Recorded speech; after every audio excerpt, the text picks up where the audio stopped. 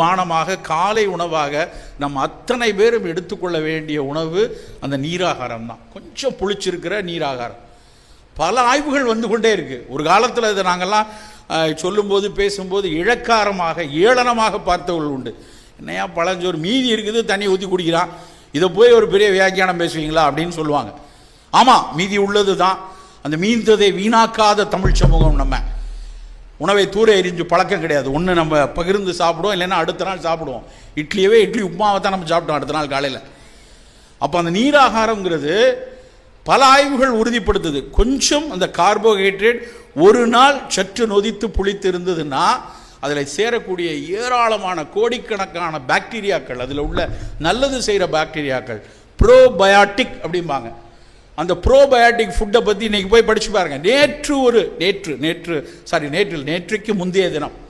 நேற்றைக்கு முந்தைய தினம் ஒரு ஆய்வு கட்டுரை வந்திருக்கு கட் பயோட்டா பற்றி. கட் பயோட்டானா குடலில் இருக்கக்கூடிய நமக்கு நல்லது செய்யக்கூடிய இதுவரை நாம் அறியாத ஏராளமான நுண்ணுயிர்கள் வைத்துக்குள்ளே இருக்குது. அப்போ நம்ம சாப்பிட்ற சாப்பாடு நம் வாய்க்காக நம் ருசிக்காக மட்டும் இல்லாமல் அந்த நுண்ணுயிரிக்கு இருக்கணும்.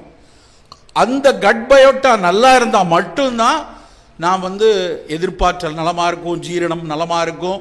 இன்றைய ஆய்வு என்ன சொல்லுது அப்படின்னா, இந்த கட் பயோட்டா சரியாக இருந்தால்தான் நம் சிந்தனையே சரியாக இருக்குங்கிறான். அப்போ அதை சரி செய்யக்கூடிய உணவு இந்த நீராகாரம். ஆப்பிரிக்கர்கள் ஒரு அப்படின்னு ஒன்று குடிக்கிறாங்க.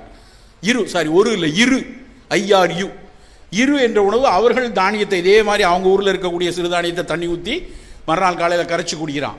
ஒகி என்று உணவு இருக்கு, அதை அவர்கள் குடிக்கிறார்கள். அத்தனை ஆப்பிரிக்க மக்களும் அதை குடிக்கிறாங்க. கம்பூச்சா, தேநீரில் கொஞ்சம் காளானை போட்டு புளிக்க வைத்து சீனர்களும் ஜப்பானியர்களும் அந்த கம்பூச்சா டீ குடிக்கிறாங்க. உலகம் முழுக்க இப்படி முந்தைய தினம் புளிக்க வைத்து சாப்பிடக்கூடிய ஒரு பழக்கம் இருக்கு. அவற்றை நாம் எடுத்துக்கொள்ளணும். இந்த ப்ரோபயாட்டிக் ஃபுட் நம்மளுடைய நலத்திற்கு மிக மிக சிறப்பு.